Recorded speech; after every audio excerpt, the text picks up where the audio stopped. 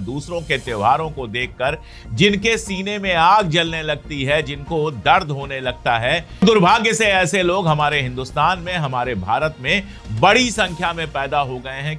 हर साल का तमाशा हो गया है, बकरीद आते ही जी भर के तमाशा होता है। इस सोसाइटी के अंदर सुअर लेकर घुस गए, हाथ में सुअर लेकर घुस गए कि बकरीद नहीं मनाने देंगे। मुसलमानों की नफरत में ये लोग इतने गिर गए हैं कि सुअर पाल रहे हैं, हाथ में सुअर लेके घूम रहे हैं। दिल्ली की एक कॉलोनी का किस्सा है कि वहां पर लोगों ने सुअर पालने शुरू कर दिए ताकि मुसलमान कॉलोनी को छोड़कर चले जाएं। नफरत वो चीज है जो इंसान को जानवर में तब्दील कर देती है, और तब्दील होने के लिए भी कमबख्त कौन सा जानवर मिला? सुअर मिला। जिस इजराइल को ये अपना बाप बनाते हैं, उस इजराइल में भी बलि दी जाती है। दुनिया में सबसे ज्यादा बीफ बेचने वाले देशों के मामले में भारत तीसरे नंबर पर है। तो आप चिकन भी दुनिया को बेच रहे हैं, आप बीफ भी दुनिया को बेच रहे हैं, आप मीट भी दुनिया को बेच रहे हैं, आप मछली भी दुनिया को बेच रहे हैं, और ये सब एक हिंदू सरकार कर रही है जिसमें एक भी मुसलमान मिनिस्टर नहीं है। जब मुसलमानों ने मना कर दिया कि भैया हम गाय नहीं खरीदेंगे, तो अलग दिक्कत पैदा हो गई है। अब सुन रहे हैं कि बांग्लादेश को गायें स्मगल हो रही हैं। 14 साल से नीचे जब तक दूध दे रही है तब तक मां है, और जिस दिन दूध देना बंद कर देगी उस दिन मां नहीं रह गई। ये गोभक्ति है। बुढ़ापे में तो मां का ख्याल किया जाता है, तो गाय के बुढ़ापे में गाय को कटने के लिए बेच दिया जाए, ये कहां का इंसाफ है? ये कहां का नियम है? देश में रोज बकरे कटते हैं तो आपको दिक्कत नहीं होती है, लेकिन अगर कुर्बानी के दिन बकरे कट रहे हैं तो आपको दिक्कत होने लगती है। आपसे ना क्रिसमस बर्दाश्त हो रहा है, ना ईद बर्दाश्त हो रही है, ना बकरीद बर्दाश्त हो रही है। आपने इस देश को ऐसा तमाशा बनाया है कि सारी दुनिया में मजाक उड़ रहा है। पर दुनिया में सबसे अभागे लोग कौन से होते हैं? दुनिया में सबसे बदकिस्मत लोग कौन से होते हैं? ये वो होते हैं जो दूसरों की खुशी से परेशान होते हैं, क्योंकि दूसरों के खुशियों के मौके तो आएंगे, त्योहार तो आते रहेंगे और लोग अपना त्योहार मनाएंगे भी, लेकिन त्योहारों को देखकर, दूसरों के त्योहारों को देखकर जिनके सीने में आग जलने लगती है, जिनको दर्द होने लगता है, जिनको परेशानी होने लगती है, जिनके घुटनों में दर्द होना शुरू हो जाता है, ऐसे लोग दुनिया के सबसे अभागे, सबसे बदकिस्मत लोग होते हैं।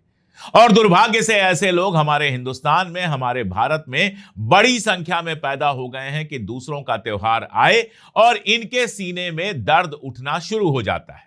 क्रिसमस आएगा तो परेशान हो जाएंगे, गांव-गांव में घूमकर जहां भी ईसा मसीह की तस्वीर लगी है, उनकी बुत लगी है, उसको तोड़ने की कोशिश शुरू कर देंगे। और बकरीद आएगी तो इनको अचानक शाकाहार याद आ जाएगा। चलो वेजिटेरियन याद आए तो भी ठीक है। वैसे मैं आपको बता दूं, अगर आंकड़ों की बात करें तो हिंदुस्तान में केवल 3 स्टेट ऐसे हैं जहां नॉनवेज कम खाया जाता है, या नॉनवेज खाने वाले थोड़े कम हैं। एक स्टेट तो आप जानते हैं, गुजरात है, लेकिन वहां भी आधे लोग, 50% लोग जो है वो नॉनवेज खाते हैं। 47% लोग राजस्थान में नॉनवेज खाते हैं और 55% लोग मध्य प्रदेश में नॉनवेज खाते हैं। इसके अलावा अगर आप देखेंगे तो कोई ऐसा प्रदेश आपको नहीं मिलेगा जहां नॉनवेज खाने वालों की संख्या 80%, 87% ना हो। यानी पूरे देश में नॉनवेज खाया जाता है। एक आंकड़ा बताता है कि पूरे देश में नॉनवेज खाने वालों की संख्या 81% है, 81% है। यानी सिर्फ 19-20% लोग इस देश में ऐसे हैं जो नॉनवेज नहीं खाते हैं। लेकिन बकरीद आते ही तमाशा शुरू हो जाता है। हर साल का तमाशा हो गया है, बकरीद आते ही जी भर के तमाशा होता है, जी भर के शाकाहार की बात होती है। अभी बंगाल में चुनाव चल रहा था और भारतीय जनता पार्टी के नेता वहां जाकर टेबल पर फैलाकर आराम से मछली खा रहे थे, मटन खा रहे थे, फोटो खिंचा रहे थे, हाथ में मछली लेकर चुनाव में प्रचार कर रहे थे। और अब जब चुनाव बीत गया तो अचानक इनके भक्तों को, इनके लोगों को, इनके गुंडों को दोबारा से शाकाहार की याद आ गई। यह अलग बात है कि दोपहर में नौटंकी करने के बाद इनमें से भी ज्यादातर शाम को किसी होटल में जाकर मटन खाते हैं, मछली खाते हैं, चिकन खाते हैं। और हालत यहां तक पहुंच गई, नफरत में हालत यहां तक पहुंच गई, कहते हैं नफरत अंधा कर देती है। हालत यहां तक पहुंच गई कि मुंबई के अंदर एक सोसाइटी के अंदर, ये मीरा रोड के पूनम स्टेट के क्लस्टर 1 की सृष्टि कॉम्प्लेक्स है, इस सोसाइटी के अंदर सुअर लेकर घुस गए, हाथ में सुअर लेकर घुस गए कि बकरीद नहीं मनाने देंगे। जरा सोचिए, मैं भी हिंदू हूं, हमारे धर्म में कहां सुअर को इतना महत्व दिया गया है या सुअर पालने की, सुअर खाने की और इस तरह की बात की गई है? कहीं नहीं की गई है। एक वाराह अवतार की बात आती है, इसके अलावा आपको सुअर का कहीं जिक्र नहीं मिलता है। लेकिन मुसलमानों की नफरत में ये लोग इतने गिर गए हैं कि सुअर पाल रहे हैं, हाथ में सुअर लेके घूम रहे हैं। दिल्ली की एक कॉलोनी का किस्सा है कि वहां पर लोगों ने सुअर पालने शुरू कर दिए ताकि मुसलमान कॉलोनी को छोड़कर चले जाएं। कल को ये लोग सुअर के साथ नाली और नाले में डुबकी लगाते हुए मिले, कीचड़ से नहाते हुए मिले, गंदगी खाते हुए मिले, तो भी आश्चर्य मत कीजिएगा, जरा सा भी अचरज मत कीजिएगा, क्योंकि नफरत वो चीज है जो इंसान को जानवर में तब्दील कर देती है। और तब्दील होने के लिए भी कमबख्त कौन सा जानवर मिला? सुअर मिला। यानी इंसान से सुअर में तब्दील होने की कोशिश अगर ये लोग कर रहे हैं तो ये हमारे धर्म का क्या भला करेंगे और क्या बुरा करेंगे, आप भी सोच सकते हैं। ये जो पागलपन है हर बकरीद के पहले पैदा होता है, कुर्बानी से जो इनको दिक्कत होती है वो नकली है। नकली मैं क्यों कह रहा हूं, उस बात को बहुत गौर से सुनिए। पहली बात तो यह कि कुर्बानी या बलि देने की रवायत केवल मुसलमानों में नहीं है। जिस इजराइल को ये अपना बाप बनाते हैं, उस इजराइल में भी बलि दी जाती है, उस इजराइल में भी मुर्गों की बलि दी जाती है, बाकायदा एक त्योहार होता है। और जिस धर्म को ये बिलोंग करते हैं, हिंदू धर्म जिसको मैं भी बिलोंग करता हूं, वहां भी बलि की परंपरा है। आप चले जाइए नेपाल में, वहां आपको बलि दिखाई देगी और भैंसों की बलि दिखाई देगी। और ज्यादा अंदर कहीं नहीं घूमना है, आपको काठमांडू में ही मंदिर मिल जाएंगे जहां भैंसों की बलि दी जाती है। आसाम में भैंसों की बलि दी जाती है, बकरों की बलि दी जाती है। हमारे उत्तर प्रदेश में आप आएंगे, खास तौर पे पश्चिम का तो मैं नहीं जानता ज्यादा, लेकिन पूर्वी उत्तर प्रदेश में आप जाएंगे तो वहां अभी भी बहुत सारे ब्राह्मण और क्षत्रिय घरों में आपको परंपरा मिल जाएगी पशुओं की बलि देने की। कई हिंदी फिल्में बनी हैं, जिन हिंदी फिल्मों में हीरोज को क्षत्रिय बनाया गया है, शायद क्षत्रिय नाम की ही फिल्म थी, और बकरे की बलि देते हुए दिखाया गया है, बाकायदा पोस्टरों पर यह दिखाया गया था। तो बलि देना या कुर्बानी करना यह सिर्फ मुसलमानों के यहां नहीं है, यह लगभग हर धर्म में बलि देने की परंपरा है। और नॉनवेज कितना खाया जाता है इस देश में, वो मैंने आपको बता दिया। मैं हमेशा मजाक में कहता हूं कि अगर हिंदू लोग, सारे हिंदू इस देश के जितने भी हिंदू हैं, अगर वो सारे के सारे हिंदू नॉनवेज खाना छोड़ दें तो यकीन जानिए कि बकरे की जो कीमत है वो घटते घटते 100 रुपए किलो तक पहुंच जाएगी।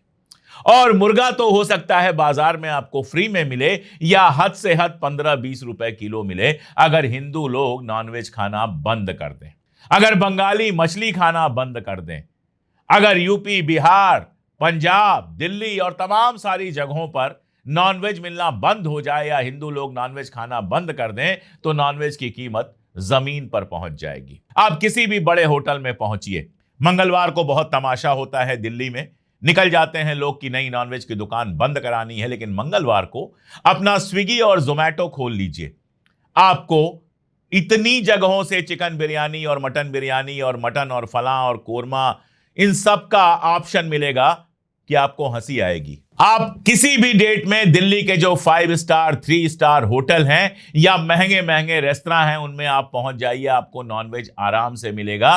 गरीब आदमी की दुकान बंद करने का शौक इनको बहुत होता है, लेकिन जो बड़े आदमी हैं, जो बड़ी दुकानें हैं, जो बड़े रेस्तरां हैं, जो बड़े होटल हैं, उनके अंदर घुसने की इनकी हिम्मत नहीं होती है। बकरीद से इनको दिक्कत क्यों है?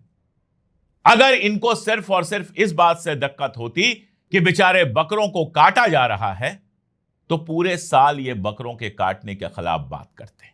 लेकिन इनके दिक्कत बकरों के काटने से नहीं है, इनके दिक्कत इस बात से है कि मुसलमान किस तरह से खुशी मना रहा है, मुसलमान किस तरह से अपना त्योहार मना रहा है। नीतीश राणे साहब हैं, अक्सर हिंसक बयान देते रहते हैं, अक्सर नफरती बयान देते रहते हैं। वो कह रहे हैं कंप्यूटर पर बकरी की फोटो लगाकर दिखाइए कि हम बकरी काट रहे हैं। तो कंप्यूटर पर क्या होली और दिवाली भी मनाया जाएगा? क्या कंप्यूटर पर पटाखे फोड़ लिए जाएंगे? क्या कंप्यूटर पर दिए जलाए जाएंगे? क्या कंप्यूटर पर रंग फेंक कर होली मनाई जाएगी? क्या क्या करेंगे कंप्यूटर पर? वैसे नीतीश राणे जी के बारे में एक खबर यह आती है कि उनके परिवार का एक होटल है जो नॉन वेजिटेरियन सर्व करता है, और उनके पिताजी जो हैं वो पशुओं के धंधे में थे। यह खबर आती है नीतीश राणे के बारे में। और आप देखिए ये तमाशा किस लेवल पर किया जाता है। मैं राजस्थान की एक खबर आपको सुनाता हूं। राजस्थान के भीलवाड़ा में कोतवाली थाना क्षेत्र में एक घटना होती है। शास्त्री नगर नाम का एक इलाका है, वहां मंदिर के सामने मटन के टुकड़े पाए जाते हैं। उसके बाद पूरे इलाके में बवाल हो जाता है। जाहिर है मुसलमानों को निशाना बनाने की कोशिश की जाती है, तो वहां पर विश्व हिंदू परिषद, बजरंग दल और तमाम सारे आजकल जो कुकुरमुत्ता संगठन पैदा हो गए हैं, हिंदू रक्षा दल, फला ढिमका, ये सारे के सारे वहां पर पहुंच जाते हैं और तमाशा शुरू करते हैं। वो भूल जाते हैं कि मंदिर में सीसीटीवी लगा था। जब मंदिर का सीसीटीवी देखा गया तो पता चला कि दो लोग, लोकेश खटीक और हेमंत कोली, ये इसके लिए जिम्मेदार थे और इसमें कोई साजिश भी नहीं थी। वो बेचारे मटन लेकर, उनका काम ही है पशुओं की खाल बेचने का और खरीदने का, ये सारा उनका काम है। वो स्कूटी पर एक बोरे में, कट्टे में भरकर ले जा रहे थे और हिलने डुलने से एक आध पीस नीचे गिर गया, जिसको लेकर ये सारा तमाशा हो गया। इसके बाद सब शांत हो गया। हिंदू व्यापारी ये काम करें तो किसी को कोई दिक्कत नहीं है, लेकिन अगर मान लीजिए यही काम कोई मुसलमान कर रहा होता, कोई मुसलमान खाल और बाकी सबका धंधा कर रहा होता, स्कूटी से ले जा रहा होता और बोरे से एक आध पीस गिर गए होते और उनका वीडियो सामने आ गया होता सीसीटीवी में, तो उनके ऊपर यूएपीए से लेकर जाने कौन कौन सी धारा लग गई होती और कई साल के लिए वो जेल में बंद कर दिए गए होते। और मेरा एक और सवाल है जो मैं पूछ लेता हूं। अगर हिंदू संगठन जो ये हैं, अगर नॉनवेज के इतने खिलाफ हैं, अगर इतने खिलाफ हैं इस चीज के कि बकरे को नहीं कटना चाहिए, भैंसे को नहीं कटना चाहिए, फला को नहीं कटना चाहिए, ढिमका को नहीं कटना चाहिए, तो ये भारत सरकार से क्यों नहीं डिमांड करते हैं कि इसके ऊपर रोक लगा दे। मैं आपको भारत सरकार के कुछ आंकड़े देता हूं। बीफ के बारे में तो आपको पता ही है कि बीफ यानी कि भैंसे या गाय का जो मीट है, उसके एक्सपोर्ट के मामले में हम दुनिया में तीसरे नंबर पर है। सबसे ज्यादा जो है वो ब्राजील है, उसके बाद एयू है और अब इंडिया तीसरे नंबर पर है। यानी दुनिया में सबसे ज्यादा बीफ बेचने वाले देशों के मामले में भारत तीसरे नंबर पर है। और अगर आप डेटा देखेंगे तो लगातार हमारे यहां बीफ का प्रोडक्शन और एक्सपोर्ट बढ़ता चला गया है। आंकड़े मैं आपको स्क्रीन पर दिखा देता हूं। बीफ का तो आप जानते हैं, लेकिन केवल बीफ का मामला नहीं है। अगर मीट प्रोडक्शन की बात करें तो मीट प्रोडक्शन के मामले में भारत 5वें पोजीशन पर है। पहले पे चाइना है, दूसरे पर यूनाइटेड स्टेट्स है, तीसरे पे ब्राजील है, चौथे पे रशिया है और 5वें नंबर पर इंडिया है। इंडिया में 5वें नंबर पर मीट का प्रोडक्शन होता है, यानी दुनिया में 5वें नंबर का देश है हिंदुस्तान जहां मीट का प्रोडक्शन होता है।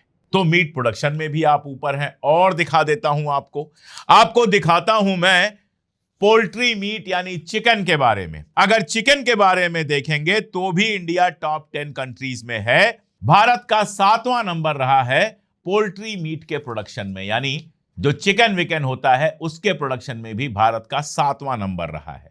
और यही मामला फिश का भी है, मछली का भी है। 2024 की अगर बात करेंगे तो मछली निर्यात करने वाला यानी मछली बेचने वाला चौथा दुनिया का सबसे बड़ा देश था भारत। तो आप चिकन भी दुनिया को बेच रहे हैं, आप बीफ भी दुनिया को बेच रहे हैं, आप मीट भी दुनिया को बेच रहे हैं, आप मछली भी दुनिया को बेच रहे हैं। और ये सब एक हिंदू सरकार कर रही है जिसमें एक भी मुसलमान मिनिस्टर नहीं है, जिसमें एक भी मुसलमान एमपी नहीं है। यानी सारे हिंदुओं से मिलकर जो सरकार बनी है, जिस सरकार में सिर्फ और सिर्फ हिंदू हैं या सिख हैं, कम से कम मुसलमान नहीं है, उस सरकार के कार्यकाल के दौरान बीफ भी बिक रहा है, मछली भी बिक रही है, मटन भी बिक रहा है, मीट भी बिक रहा है और चिकन भी बिक रहा है। दुनिया भर में यह सब एक्सपोर्ट करके डॉलर कमाया जा रहा है। लेकिन हिंदुस्तान के अंदर बकरीद के मौके पर अगर किसी को कुर्बानी करनी है, पहले तो गाय पे नाटक हुआ, अब गाय का भी बड़ा अच्छा तमाशा है। जब मुसलमानों ने मना कर दिया कि भैया हम गाय नहीं खरीदेंगे, तो अलग दिक्कत पैदा हो गई। अब सुन रहे हैं कि बांग्लादेश को गायें स्मगल हो रही हैं और उसके बाद मुख्यमंत्री का बयान आता है, शुवेंदु अधिकारी का बयान आता है कि 14 साल से कम उम्र की गायें नहीं काटी जा सकती हैं। पहली बात तो यह कि अब गायों का भी बर्थ सर्टिफिकेट बनना चाहिए ताकि यह पता रहे कि गाय की एग्जैक्ट उम्र क्या है। दूसरी बात है, आप गोमाता कहते हैं, मां की तरह देखते हैं, तो क्या आप कल से नियम बनेगा कि 60 साल से ज्यादा उम्र की मां को पालने की जरूरत नहीं है? 60 साल से ज्यादा उम्र की मां को घर से निकाल दो, क्या यह नियम बनाएंगे? क्या 14 साल से ऊपर की जो गाय होती है वो माता नहीं रह गई? 14 साल से नीचे जब तक दूध दे रही है तब तक मां है, और जिस दिन दूध देना बंद कर देगी उस दिन मां नहीं रह गई। ये गोभक्ति है और या फिर धंधेबाजी है, इसका फैसला आप कीजिए। अगर गाय माता है तो चाहे वो 14 साल की हो, चाहे 24 साल की हो, चाहे 4 साल की हो, हर उम्र में माता है। और अगर माता नहीं है तो 4 साल, 14 साल, 24 साल का क्या मतलब है? बुढ़ापे में तो मां का ख्याल किया जाता है, तो गाय के बुढ़ापे में गाय को कटने के लिए बेच दिया जाए, यह कहां का इंसाफ है? यह कहां का नियम है? और उसके आगे आप जानते ही हैं, भारतीय जनता पार्टी के एक प्रवक्ता कह चुके हैं कि जर्सी गाय मां नहीं है। कमाल है। नीतीश राणे सावरकर का नाम ले रहे हैं कि सावरकर ने यह कहा था, सावरकर ने वो कहा था। अरे भैया, सावरकर तो नॉन वेजिटेरियन थे। सावरकर जब अपनी जीवनी लिखते हैं तो उसमें लिखते हैं कि जब जा रहे थे जहाज पर बैठकर लंदन, तो उनकी सबसे बड़ी समस्या यह थी कि मछली उनको परोसी गई खाने में, और लोग कांटे छुरी से मछली खा रहे थे, उनको कांटे छुरी से मछली खाना नहीं आता था। उन्होंने खाने की कोशिश की तो कांटा उनके मुंह में चुभ गया। सावरकर तो गधे को गाय से ज्यादा जरूरी जानवर मानते हैं। वो कहते हैं गाय की पूजा करने की जरूरत नहीं है, तो सावरकर का एक तरफ का कहा मानोगे, दूसरे तरफ का छोड़ दोगे? तमाशे की हद मचा कर रखी है इस देश के अंदर, और इससे दुनिया में जितनी बेइज्जती हो रही है उसके बारे में बात करना बेकार है। प्रधानमंत्री हमारे अरब देशों में जाते हैं और वहां से समझौता करके ले आते हैं कि भारत का हलाल सर्टिफिकेट वहां पर एक्सेप्ट किया जाएगा।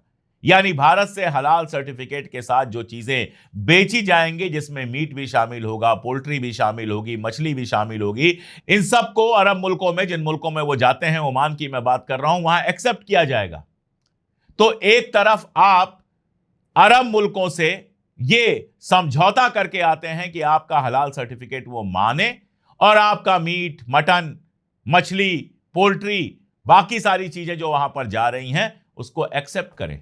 और दूसरी तरफ देश के अंदर जब मुसलमान बकरीद पर कुर्बानी करने की कोशिश करता है या कुर्बानी करता है, तब आपका तमाशा पैदा हो जाता है, तब आपका नाटक पैदा हो जाता है।